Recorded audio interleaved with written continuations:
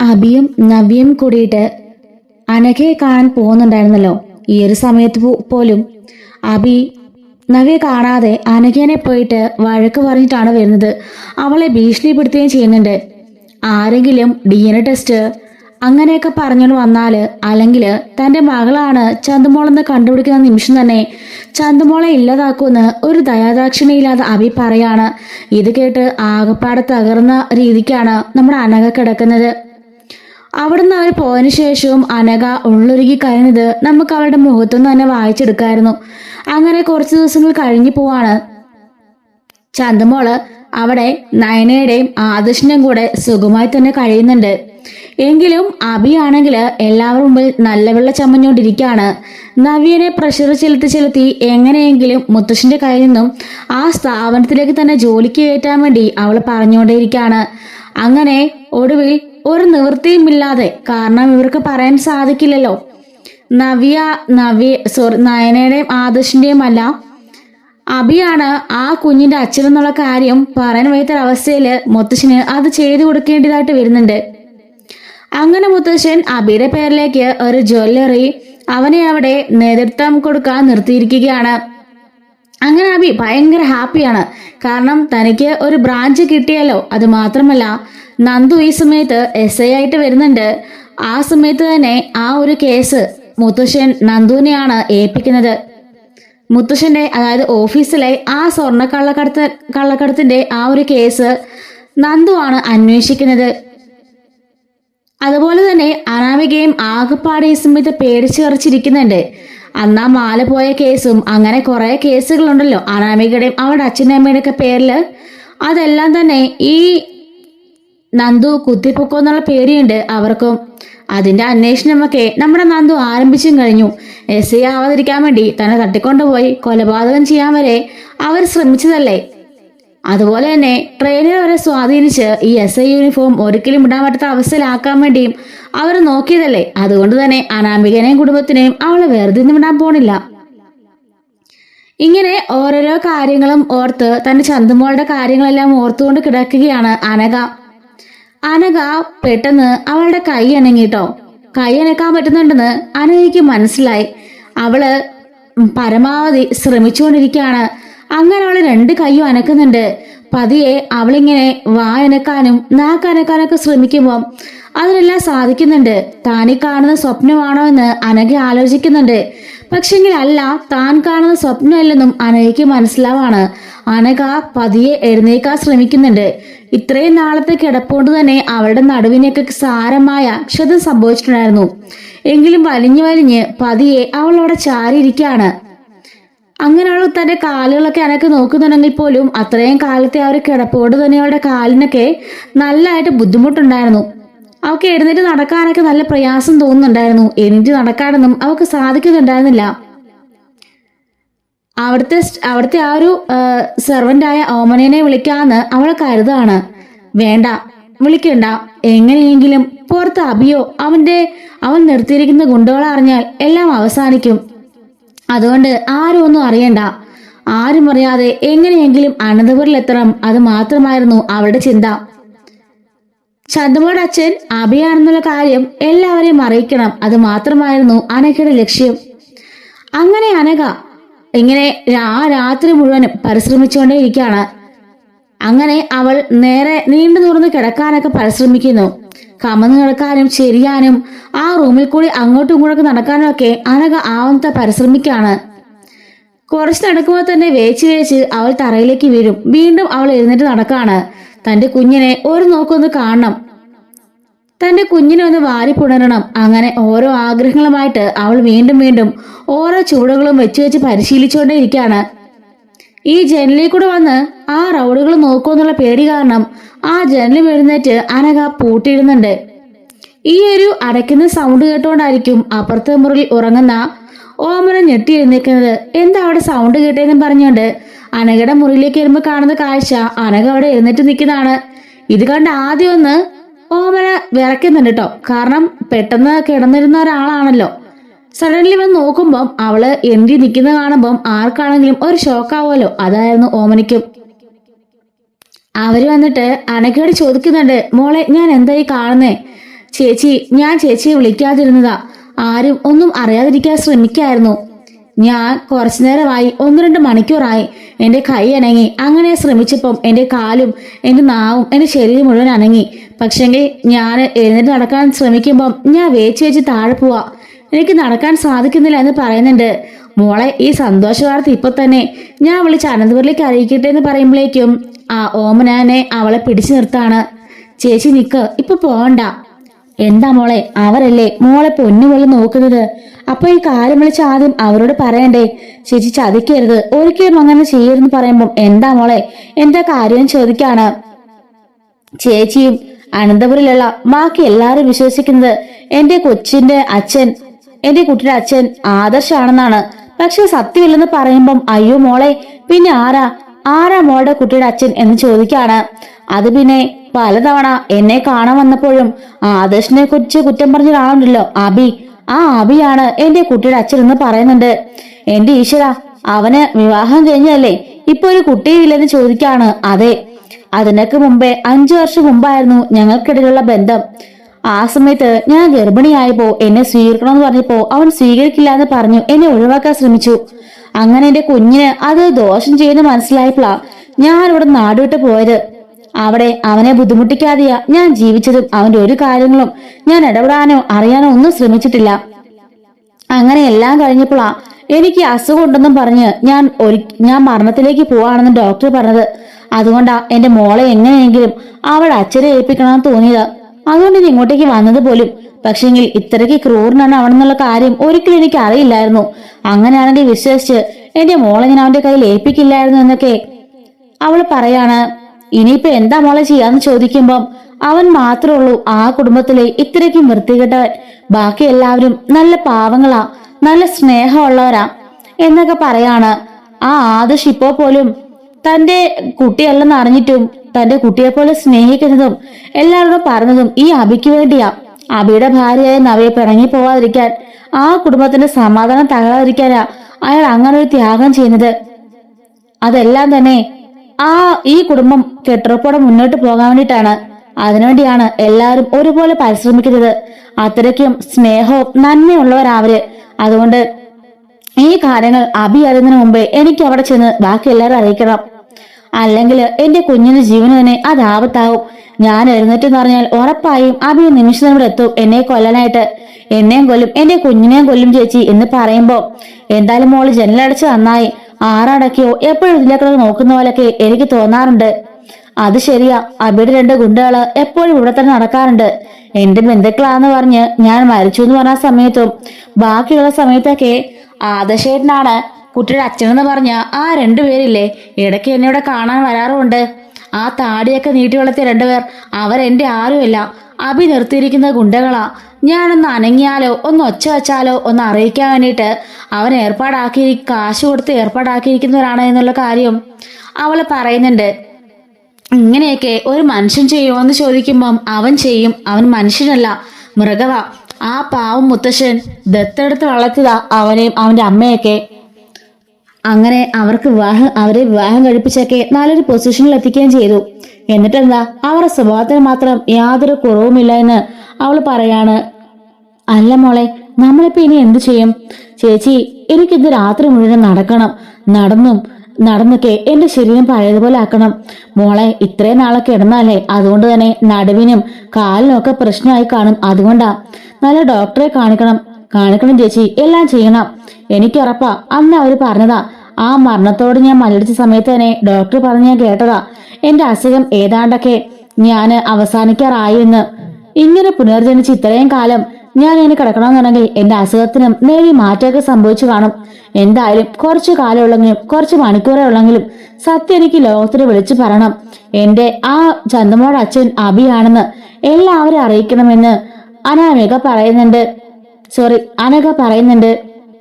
അങ്ങനെ അനഘ ഇവളുടെ കൂടെ ഇങ്ങനെ ആ റൂമിൽ നടന്നു ഇങ്ങനെ പരിശീലിച്ചുകൊണ്ടിരിക്കുകയാണ്. ഒരു ഘട്ടം എത്തുമ്പം അവര് പറയുന്നുണ്ട്, മതി മോളെ, നിർത്ത്, ഇനി നടക്കണ്ട. ഒരുപാടൊക്കെ സ്ട്രെയിൻ ചെയ്താൽ ചിലപ്പം എന്തെങ്കിലും ബുദ്ധിമുട്ടായി പോയാലോ. അതുകൊണ്ട് മോള് റെസ്റ്റ് എടുക്ക്. രാവിലെ നമുക്ക് 2 പേർക്കും കൂടി അങ്ങോട്ടേക്ക് പോകാന്ന് പറയുമ്പം വേണ്ട, നമ്മൾ 2 പേരും ഇറങ്ങിയാൽ എന്തായാലും ആ റൗഡികളുടെ കണ്ണിൽ പെടും. അപ്പോൾ തന്നെ അബി ഇവിടെ എത്തും. അവൻ എന്നെ തട്ടിക്കൊണ്ടു പോവോ എന്നെ കൊല്ലുവോ ഒക്കെ ചെയ്യും. അതുകൊണ്ട് ഒരിക്കലും അവരറിയാതെ വേണം നമുക്ക് പുറത്തേക്ക് പോവാണെന്ന് പറയുമ്പോൾ അയ്യോ മോളെ അങ്ങനെ നമ്മൾ എങ്ങനെ പോകുന്നു ചോദിക്കാണ്. അതിനൊക്കെ ഞാനൊരു പ്ലാനിങ് കണ്ടെത്തിയിട്ടുണ്ട് ചേച്ചി, നമുക്ക് ആ ഒരു പ്ലാനിങ് പ്രയോഗിച്ച് പോവാന്ന് പറയുന്നുണ്ട്. അങ്ങനെ രാവിലെ ആവുന്നുണ്ട്. അനക്കയാണെങ്കിൽ അവളോട് പുറത്തേക്ക് കടയിൽ പോയിട്ട് ഒരു ഫർദ മേടിച്ചിട്ട് വരാൻ പറയുന്നുണ്ട്.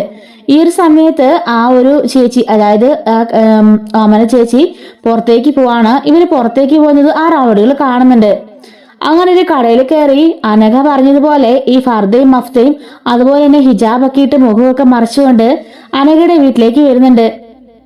അപ്പോഴേക്കും തടഞ്ഞു നിർത്തി റൗഡുകൾ ചോദിക്കാണ്, അല്ല ആരാ, ഇതുവരെ കണ്ടില്ലല്ലോ, ഇവിടെ എന്റെ സഹോദരി അനഘ മാത്രമേ ഉള്ളെന്ന് പറയുമ്പം അയ്യോ ആണോ, ഞാൻ അനഘയുടെ ഫ്രണ്ടാ, അവൾക്ക് ഇതുപോലെ അസുഖമാണെന്ന് ബുദ്ധിമുട്ടാണെന്നൊക്കെ ഞാൻ അറിഞ്ഞു, അവളുടെ നാട്ടുകാരിയാ, അങ്ങനെ പറഞ്ഞറിഞ്ഞ് ഞാൻ വന്നേന്ന് പറയുന്നുണ്ട്. എങ്കിൽ അകത്തേക്ക് പൊക്കോന്നും പറഞ്ഞ് ഇവൻ പറഞ്ഞേക്കാണ്. ശരിക്കും അതാ വേലക്കാരിയാണെന്നുള്ള കാര്യം ഇവൻ അറിയുന്നില്ല കേട്ടോ. അവരങ്ങനെ അനഘ പറഞ്ഞതുപോലെ പഠിച്ചു വെച്ചാണ് പോയത്. അങ്ങനെ തിരിച്ചു വന്ന് അവരാ അനഘയുടെ അടുത്തേക്ക് ചെല്ലുന്നുണ്ട്. ശേഷം ഈ ഒരു ഡ്രസ്സ് ഊരിയിട്ട് അനഘയ്ക്ക് കൊടുക്കുകയാണ്.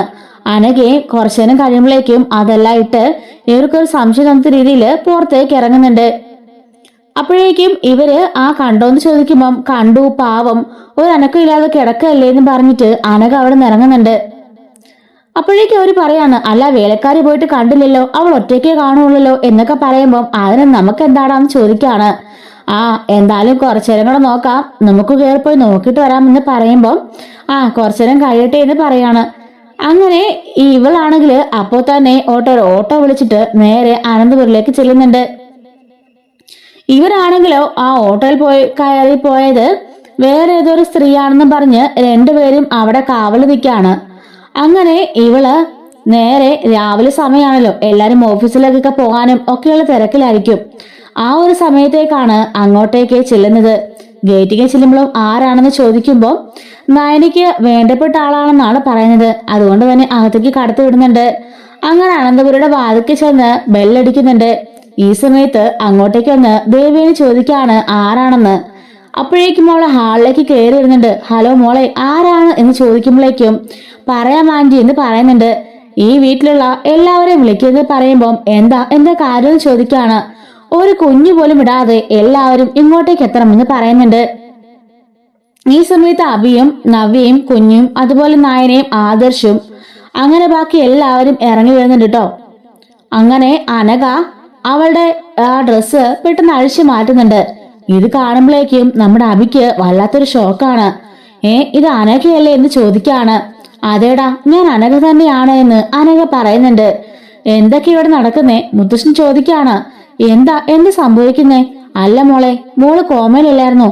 മോൾക്ക് എപ്പോഴാ എണീച്ച് നടക്കാൻ പറ്റിയെന്ന് ചോദിക്കാണ്. എന്നെ ഇത്രയും കാലം പൊന്നുപോലെ നോക്കിയ നിങ്ങളെ എത്ര നന്ദി പറഞ്ഞാലും മതിയാവില്ല. എന്റെ വീട്ടുകാര് പോലും എന്നെ തിരിഞ്ഞു നോക്കിയില്ല. ആ സമയത്ത് നിങ്ങളാ ദൈവത്തെ പോലെ വന്ന് എന്നെയും എന്റെ മകളെയും ഏറ്റെടുത്തത്. എന്നെ ഇത്രയും കാലം അവിടെ സുരക്ഷിതമായി നോക്കി, അതുപോലെ എന്റെ മകളെയും എങ്ങോട്ടേക്ക് കൊണ്ടുവന്നു എന്ന് പറയുന്നുണ്ട്. അല്ല മോളെ എപ്പോഴും എഴുന്നേറ്റും ചോദിക്കുമ്പോൾ ഞാൻ രാത്രി തന്നെ എഴുന്നേറ്റു. എനിക്ക് എഴുന്നേൽക്കാൻ സാധിക്കുന്നുണ്ടായിരുന്നു. അങ്ങനെ രാവിലെ ആയപ്പോഴേക്കും ഞാന് നന്നായി നടന്ന് പരിശീലിച്ചു. ഇപ്പൊ ഇവിടെ എത്തിയത് പറയുന്നുണ്ട് കേട്ടോ. ഈ സമയം അബി മുകളിലേക്ക് കയറി പോകുമ്പോഴേക്കും അബി പോവരുത് എന്ന് അനഘ പറയുന്നുണ്ട്.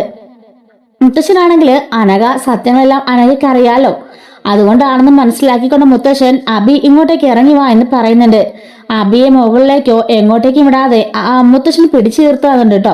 കാരണം ഇപ്പൊ ഇവള് സത്യം പറയാതിരിക്കല്ലോ, അതിനു മുന്നേ തന്നെ എന്തെങ്കിലും പ്ലാനിങ്ങോടുകൂടി ആയിരിക്കും ഇവൻ പോണേന്ന് ഇവർക്ക് മനസ്സിലാകുന്നുണ്ട്. എങ്കിലും അനഘ സത്യം തുറന്നു പറഞ്ഞാൽ ഒരുപക്ഷെ നബി ഇട്ടിട്ട് പോകുമെന്നുള്ളൊരു പേടിയും ഇവർക്കുണ്ട്.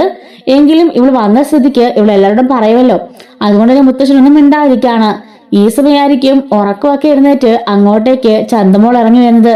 അനഘ ചന്തമോളെ കണ്ട് മോളെന്നും പറഞ്ഞിട്ട് ഓടിപ്പോയി കെട്ടിപ്പിടിക്കാണ്. ചന്തമോളും അമ്മയെന്നും പറഞ്ഞ് രണ്ടുപേരും കെട്ടിപ്പിടിക്കുന്നുണ്ട്. പരസ്പരം രണ്ടുപേരും ഉമ്മ ഓടിക്കുകയും കെട്ടിപ്പിടിക്കുകയും കരയൊക്കെ ചെയ്യാണ് കേട്ടോ.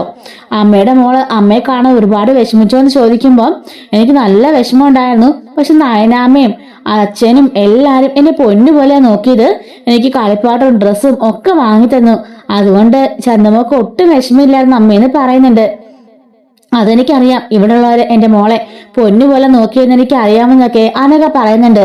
നയനെ എടുത്തിട്ട് പോയിട്ട് പറയുന്നുണ്ട്, നയനെ സത്യങ്ങളെല്ലാം നിനക്കറിയാതിട്ടും എല്ലാം മറച്ചു വെച്ചുകൊണ്ട് നീന്റെ മോളെ ഒരുപാട് സ്നേഹിച്ചു, അതിനൊരുപാട് നന്ദിയുണ്ട്, എത്ര നന്ദി പറഞ്ഞാലും മതിയാവില്ല എന്നൊക്കെ അവള് പറയാണ്. ഈ സമയത്ത് അബി ആകെപ്പാടെ വേർത്ത് കുളിച്ച് നിൽക്കുന്നുണ്ട്. നവി പറയാണ്, എന്താ അബി നിനക്കെന്താ പറ്റിയെന്ന് ചോദിക്കുമ്പം ഒന്നുമില്ലെന്ന് പറയുന്നുണ്ട്. അങ്ങനെ നവിയുടെ അടുത്തേക്ക് വന്നിട്ട് അനഘ പറയുന്നുണ്ട്, നവിയെ നിന്നെ ഞാൻ ഇതിനു മുമ്പേ കണ്ടിട്ടുണ്ട്, ഞാൻ കോമയിലാകുന്നതിന് മുമ്പേ. അയ്യോ ആണോ, എപ്പോ എന്ന് ചോദിക്കുമ്പം അത് പിന്നെ ഈ അബിയുടെ കൂടെ പലതവണയും ഞാൻ കണ്ടിട്ടുണ്ട്. അന്നാണ് ഞാൻ അറിയുന്നത് ഈ അബിയുടെ ഭാര്യയാണ് നീ എന്നും നിനക്കൊരു കുഞ്ഞുണ്ടാകാൻ പോവാണെന്നും എന്ന് അനഘ പറയാണ്. ഞാനും അനഘയെ വന്നത് കണ്ടിരുന്നു. അനഘ ഓർക്കുന്നില്ലെന്ന് ചോദിക്കുമ്പോ ഞാൻ ഓർക്കുന്നുണ്ട്, നീയും നിന്റെ ഭർത്താവായ അബിയും കൂടെ വന്ന് കണ്ടതെല്ലാം ഞാൻ ഓർക്കുന്നുണ്ടെന്ന് പറയാണ്. എന്തായാലും ഇപ്പൊ അനഘ വന്നല്ലോ, അനഘയുടെ കുട്ടിയും ഉണ്ടല്ലോ, അനഘയ്ക്ക് ഇനി കുട്ടിയെ കൂടെ പോയിക്കൂടെ എന്ന് നവി ചോദിക്കാണ്. അനഘ ചോദിക്കാണ്, അതെന്താ നവി അങ്ങനെ പറഞ്ഞത്? അനഘെ, ഈ കുട്ടിയുടെ അച്ഛനായ ആദിശേടൻ എന്റെ നയനയുടെ ഭർത്താവാ. നീ ഇപ്പൊ വന്ന് ആ കുട്ടിയുടെ അച്ഛനെ കൊണ്ട് പോയാ എന്റെ നയനയ്ക്കാണ് അത് ഏറ്റവും വിഷമാകാൻ പോണത്. അവളായിരിക്കും പിന്നെ വിധവയാകാൻ പോകുന്നത്. അതിന് അംഗീകരിച്ചു തരില്ല. അതുകൊണ്ട് നീ നിന്റെ കുട്ടിയെ കൊണ്ട് ഇപ്പൊ തന്നെ ഇവിടുന്ന് പോണം. എന്റെ നയനയാണെങ്കിൽ ആദിശേടനെ അതുപോലെ ഒരുപാട് സ്നേഹിക്കുന്നുണ്ട്. അവൾ ഒരിക്കലും ഈ വീട്ടിട്ട് പോകാൻ പാടില്ലെന്നും നവി പറയാണ്. അനഘ പറയുന്നുണ്ട്, നവി നിന്നെ ഞാൻ സമ്മതിച്ചു, ഇവനെ പോലെ ഒരുത്തൻ പറഞ്ഞ കള്ളമെല്ലാം കേട്ട് നീ വിശ്വസിച്ചല്ലോ എന്ന് പറയുമ്പോഴേക്കും നവി ചോദിക്കാണ്, എന്താ അനഘ പറയുന്നേ? ചന്ദമോള് ആദിശേടന്റെ കുട്ടിയല്ല, ഈ അബിയുടെ കുട്ടിയാ. അബിയ 5 വർഷം മുമ്പേ എന്നെ പ്രണയിച്ച് വഞ്ചിച്ച് ഈ പണി എന്നോട് ചെയ്തത്. അന്ന് ഞാൻ ഇവനോട് എന്റെ കുട്ടിയെ കൊണ്ട് ചെന്നപ്പോ ഞാൻ ഗർഭിണിയാണെന്ന് പറഞ്ഞു ചെന്നപ്പോ അപ്പൊ അവൻ പറഞ്ഞതാ അബോർഷൻ ചെയ്യാനായിട്ട്. അങ്ങനെ ഇവന്റെ കുട്ടിയിടുന്നവരെ പറഞ്ഞു. ആ ദേഷ്യത്തിലാ ഞാൻ ഇവിടുന്ന് പോയെന്നും അനഘ പറയുന്നുണ്ട്. ഇതൊക്കെ കേട്ട് ആകെപ്പാടെ വല്ലാത്തൊരവസ്ഥയിൽ നിൽക്കാണ് നമ്മുടെ നവ്യ. എന്താ അനഘ നീ എന്താ പറഞ്ഞു ചോദിക്കുമ്പോ ഞാൻ സത്യമാണ് പറഞ്ഞത്, എന്റെ ചന്ദമോടെ അച്ഛൻ ഈ നിൽക്കുന്ന അബിയാണ് എന്ന് അനഘ പറയുന്നുണ്ട്. അല്ല പിന്നെ ആദിശേട്ടനാണെന്ന് എല്ലാവരും പറഞ്ഞല്ലോ എന്ന് ചോദിക്കുമ്പോ ആദർശ് പറയുന്നുണ്ട്, നവിയെ തർക്കിക്കൊന്നും വേണ്ട എന്നും പറഞ്ഞിട്ട് നയന പോയിട്ട് ആ DNA റിസൾട്ട് എടുത്തോണ്ട് കൊടുക്കുന്നുണ്ട്. ദാ അന്ന് നവിയേച്ചി കുഞ്ഞിനെയും കൊണ്ട് ഈ വീട്ടിൽ വന്ന ദിവസം തന്നെ ആദർശേട്ടൻ ഈ DNA റിസൾട്ടുമായിട്ട് ഇങ്ങോട്ടേക്ക് വന്നിരുന്നു. ദാ ഈ റിസൾട്ട് കണ്ടോ, ഈ റിസൾട്ടില് ക്ലിയർ ആയിട്ടുണ്ട് ആദർശേട്ടനല്ല അബിയാണ് ചെന്നുമ്പോൾ അച്ഛനെന്നുള്ള കാര്യം. പിന്നെ ഒന്നും പറയാതെ ചേച്ചിയുടെ എല്ലാം മറച്ചു വെച്ചത് എന്തുകൊണ്ടെന്നറിയാവോ? ചേച്ചി ഇതറിഞ്ഞാൽ അബിയിട്ടിട്ട് ഇവിടുന്ന് പോകുമെന്ന് പേടിച്ചിട്ടാ മുത്തശ്ശിയും കൂടിട്ടാ ഇങ്ങനെ പറഞ്ഞത്. അതുപോലെ തന്നെ ബാക്കി എല്ലാവരും അതിനെ സമ്മതിക്കായിരുന്നു. എനിക്കും ആദിശേട്ടനും ജയച്ചനും അജയച്ചനും അതുപോലെ തന്നെ അമ്മയ്ക്കും എല്ലാവർക്കും അനിക്കും ഈ കാര്യങ്ങളെല്ലാം അറിയായിരുന്നു. അറിയാത്തത് അപ്പച്ചിക്കും നവിയച്ചിക്കും അതുപോലെ തന്നെ ചെറിയമ്മയ്ക്കും അനാമയ്ക്കും മാത്രമാണ് എന്ന് പറയാണ്. എന്തിനാ നവിയെ നീ എന്തിനാ നയനെ നീ എന്തിനാ ഈ കാര്യമൊക്കെ മറച്ചു വെച്ചത്? ആദ്യം നിനക്ക് പറഞ്ഞില്ലായിരുന്നു ചോദിക്കാണ്. ചേച്ചി അങ്ങനെ എങ്ങാനും പറഞ്ഞാ പിന്നെ ചേച്ചി കുഞ്ഞിനെ കൊണ്ട് ഇവിടുന്ന് പോവുന്ന മുത്തശ്ശിക്കൊക്കെ പേടി, ഈ കുടുംബം തകരുമെന്ന് പേടിയാണ്. അതുകൊണ്ടാ അവർ അങ്ങനെ ചെയ്യാറുണ്ടെന്ന് പറയുമ്പോ ഇവന് വേണ്ടി ഞാനെന്തിനാ നയനെ ഇവിടുന്ന് ഇറങ്ങിപ്പോകേണ്ടത്? ഒരിക്കലും ഞാൻ ഇവിടുന്ന് ഇറങ്ങിപ്പോയില്ല മുത്തശ്ശ. എനിക്ക് ഒറ്റ തീരുമാനമേ ഉള്ളൂ, എത്രയും പെട്ടെന്ന് ഈ അബിയെ ഇവിടുന്ന് അടിച്ചിറക്കി വിടണമെന്ന് നവി പറയുന്നുണ്ട്. അനഘെ ഇത് നിന്റെ തീരുമാനം എന്താണെന്ന് നവി ചോദിക്കുമ്പോ ഞാൻ എന്റെ കുഞ്ഞിനെ കൊണ്ട് ഇപ്പൊ തന്നെ ഇവിടുന്ന് പോവാണ്, പോയിന്ന് ചെക്കപ്പ് ചെയ്യണം കംപ്ലീറ്റ് ആയിട്ട്, അതിനുശേഷം ഞാൻ ഗൾഫിലേക്ക് തിരികെ പോവാണെന്ന് പറയുന്നുണ്ട്. മുത്തശ്ശൻ പറയുന്നുണ്ട്, അതെന്തായാലും വേണ്ട, കുറച്ചു ദിവസം ഇവിടെ നിന്ന് നിന്റെ ട്രീറ്റ്മെന്റ് കാര്യങ്ങളൊക്കെ നോക്കിയതിനു ശേഷം മാത്രം ഇവിടുന്ന് പോയാൽ മതി എന്ന് മുത്തശ്ശൻ പറയുന്നുണ്ട്. അതുകൊണ്ട് തന്നെ അനഘ അവിടെ പോവാൻ നിൽക്കാണ്. നവി പറയുന്നുണ്ട്, അബി ഇവിടെ നിൽക്കുന്നിടത്തോളം കാലം ചന്ദമോൾക്കും എന്റെ കുഞ്ഞിനും ഈ അനഘയുടെയൊക്കെ ജീവന് ആപത്താ. അതുകൊണ്ട് ഇവനോട് നിൽക്കാൻ പാടില്ല മുത്തശ്ശ, ഇവനടിച്ച് പുറത്താക്കിയെന്ന് നവി പറയുന്നുണ്ട്. നവിയുടെ ആ വാക്കനുസരിച്ചുകൊണ്ട് മുത്തശ്ശൻ അപ്പോൾ തന്നെ അബിയെ അവിടുന്ന് അടിച്ച് പുറത്താക്കുന്നുണ്ട്. നവിയുടെ വായിന്ന് ഇങ്ങനൊരു വാക്ക് നേരത്തെ വീണിരുന്നെങ്കിൽ ഉറപ്പായും അന്ന് ഇതിനെ ഞാൻ പുറത്താക്കിയേനെ. പക്ഷെങ്കിൽ ഇവൾ എങ്ങനെ എടുക്കും, എങ്ങനെ റിയാക്ട് ചെയ്യുന്ന അറിയാത്തോണ്ടാ ഞങ്ങളൊന്നും പറയാതിരുന്നേന്ന് മുത്തശ്ശൻ പറയുന്നുണ്ട്. അങ്ങനെ അബി അവിടുന്ന് അടിച്ചിറക്കി വിടുകയാണ് എല്ലാവരും കൂടിയിട്ട്.